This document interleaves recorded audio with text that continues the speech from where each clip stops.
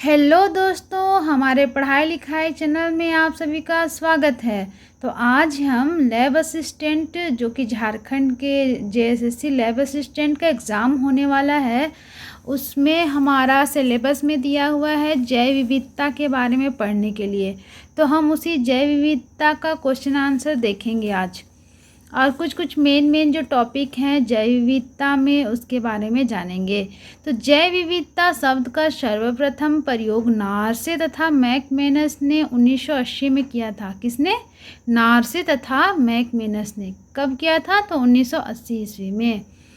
फिर हम आगे देखेंगे कि 1985 में डब्ल्यू.जी. रोजेन ने बायोलॉजिकल डाइवर्सिटी को संक्षिप्त करके बायोलॉजिकल से बायो और डाइवर्सिटी नाम दिया था। बायोलॉजिकल डाइवर्सिटी को संक्षिप्त करके बायोडाइवर्सिटी नाम दिया था। किसने? तो डब्ल्यू.जी. रोजेन ने। कब? तो 1985 में। आगे हम देखेंगे कि विश्व में 20,000 से ज़्यादा ऑर्किड तथा चींटियों की प्रजातियां हैं। कितनी है? 20,000 पूरे विश्व में ऑर्किड तथा चींटियों की प्रजातियां हैं। बताइए, सिर्फ चींटी और ऑर्किड की प्रजातियां ही 20,000 हैं विश्व में। फिर हम आगे देखेंगे कि विश्व में 28,000 मछलियों की जातियां हैं। कितनी? तो 28,000 मछलियों की जातियां हैं। विश्व में 3 लाख से अधिक बीटल या भृंग, जिसे हम क्या कहते हैं, एक स्मेल देने वाला जो कीड़ा रहता है बरसात में, हमारे यहाँ इसे गांधी के नाम से जानते हैं। तो आपके यहाँ किस नाम से जानते हैं, आप बताइए हमें कमेंट करके। तो आगे हम जैव विविधता से संबंधित कुछ वस्तुनिष्ठ क्वेश्चन आंसर करेंगे, जिसमें है पहला नंबर, जैव विविधता में सम्मिलित है, यानी कि जैव विविधता में क्या क्या सम्मिलित हैं। तो जमीनीय यानी कि टेरेस्ट्रियल, जलीय यानी कि एक्वेटिक, पारिस्थितिकी तंत्र यानी कि इकोसिस्टम, इनमें से सभी शामिल हैं जैव विविधता में। भूमंडल का सबसे बड़ा जैव विविधता वाला क्षेत्र कौन सा है? तो भूमंडल का सबसे बड़ा जैव विविधता वाला क्षेत्र कौन सा है? अमेजन का वर्षावन। आप जानते ही होंगे अमेजन के बारे में। अमेजन विश्व की सबसे लंबी नदी है।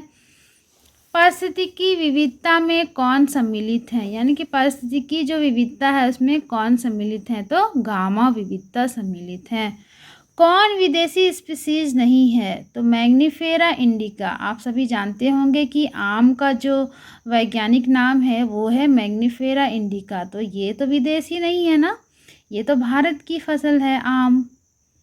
उभयचारियों की संख्या ज़्यादा है। कहाँ उभयचारियों की संख्या ज़्यादा है? तो पश्चिमी घाट में।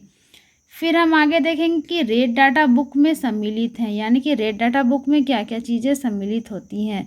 तो विलुप्त हो रहे पौधों की सूची, दुर्लभ पौधों की सूची और आपत्तिग्रस्त प्राणियों की सूची रेड डाटा बुक में सम्मिलित होती है। फिर हम आगे जानेंगे कि आम की लगभग कितनी प्रजातियां भारत में मिलती हैं। तो आम की लगभग 1,000 से अधिक प्रजातियां भारत में मिलती हैं। आगे हम देखेंगे, जब हम ध्रुव से भूमध्य रेखा की ओर बढ़ते हैं तब जैव विविधता बढ़ती है या घटती है? तो बढ़ती है। जब हम ध्रुव से भूमध्य रेखा की ओर बढ़ते हैं तो जैव विविधता की भी बढ़ती है।